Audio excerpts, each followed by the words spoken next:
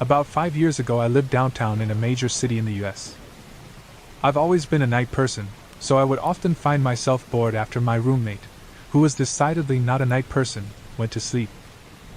I spent 4 years like that, walking alone at night, and never once had a reason to feel afraid.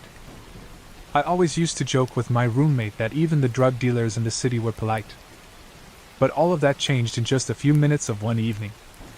It was a Wednesday, somewhere between 1 and 2 in the morning, and I was walking near a police-patrolled park quite a ways from my apartment. It was a quiet night, even for a weeknight, with very little traffic and almost no one on foot. The park, as it was most nights, was completely empty.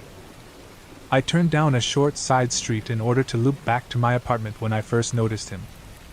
At the far end of the street, on my side, was the silhouette of a man dancing. It was a strange dance, similar to a waltz, but he finished each box with an odd forward stride. I guess you could say he was dance walking, headed straight for me. Deciding he was probably drunk, I stepped as close as I could to the road to give him the majority of the sidewalk to pass me by. The closer he got, the more I realized how gracefully he was moving. He was very tall and lanky, and wearing an old suit.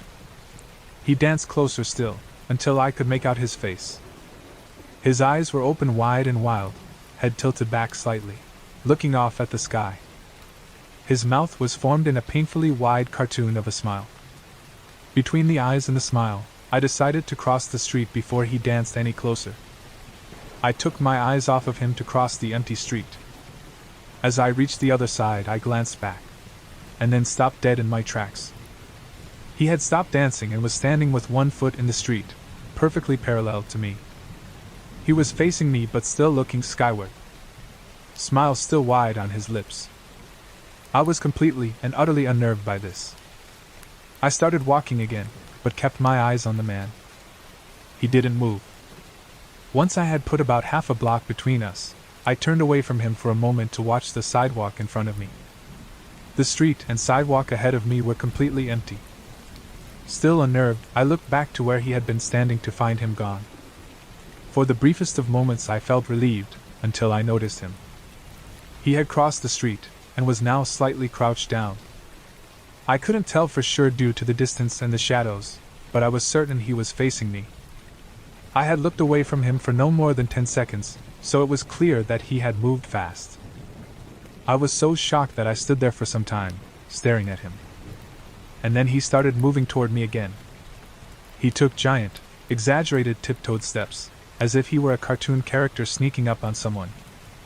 Except he was moving very, very quickly. I'd like to say at this point I ran away or pulled out my pepper spray or my cell phone or anything at all, but I didn't.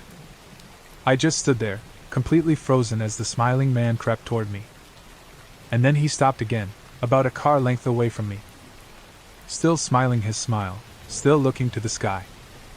When I finally found my voice, I blurted out the first thing that came to mind. What I meant to ask was, "What do you want?" in an angry, commanding tone. What came out was a whimper. Regardless of whether or not humans can smell fear, they can certainly hear it. I heard it in my own voice, and that only made me more afraid. But he didn't react to it at all. He just stood there, smiling. And then, after what felt like forever, he turned around, very slowly, and started dance walking away. Just like that. Not wanting to turn my back to him again, I just watched him go, until he was far enough away to almost be out of sight. And then I realized something. He wasn't moving away anymore, nor was he dancing. I watched in horror as the distant shape of him grew larger and larger. He was coming back my way. And this time he was running. I ran too. I ran until I was off of the side road and back onto a better lit road with sparse traffic. Looking behind me then, he was nowhere to be found.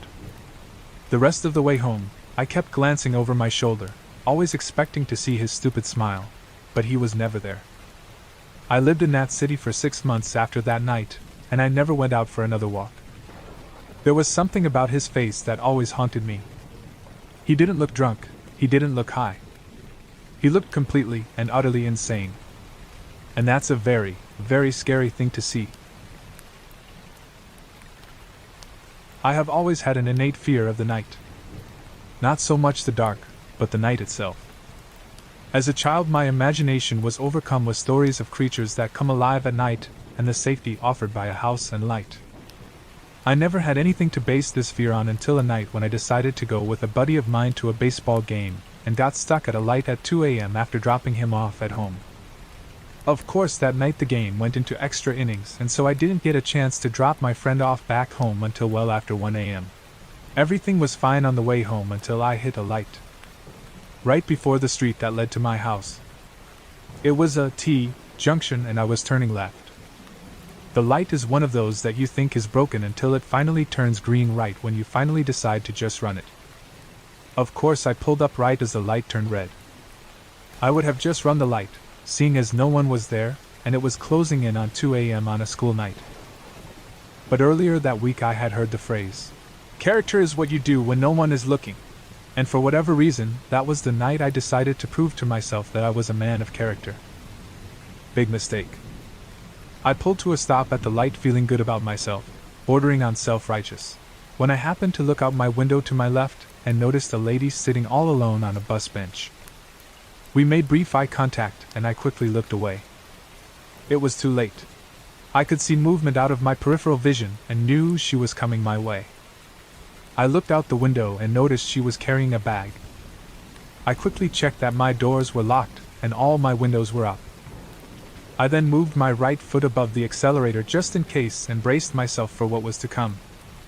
I was hoping it would be just an awkward exchange and was praying for a quick light change before she reached me, so I could just get out of there.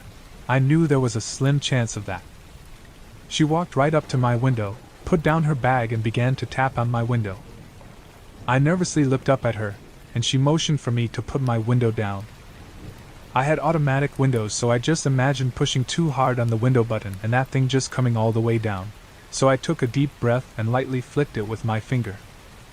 The window moved microscopically down, but she did not seem to notice or care. She then leaned in and began to talk. She said, "My boyfriend kicked me out. I have a friend who lives down the street. Can you give me a ride?" I should stop and give a brief physical description of the bag lady. She was small and skinny and of indeterminate age. She was either in her mid-20s and had lived a hard 20-plus years on the street, or she was a 60-something-year-old who had lived a moderately hard life on the street. All that to say, just by looking at her, there was no way to verify her story. She looked beat up by life.